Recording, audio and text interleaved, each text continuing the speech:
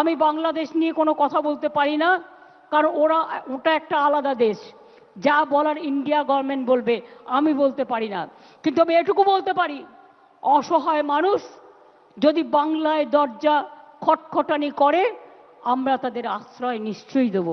তার কারণ এটা ইউনাইটেড নেশনসের একটা রেজুলেশন আছে। কেউ যদি রিফিউজি হয়ে যায়, তাকে পার্শ্ববর্তী এলাকা তাকে সম্মান জানাবে।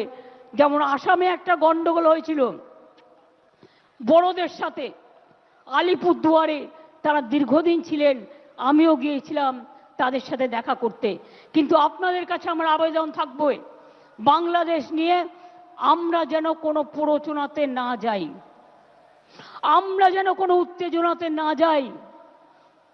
আমাদের সহমর্মিতা, আমাদের দুঃখ, সে যারই রক্ত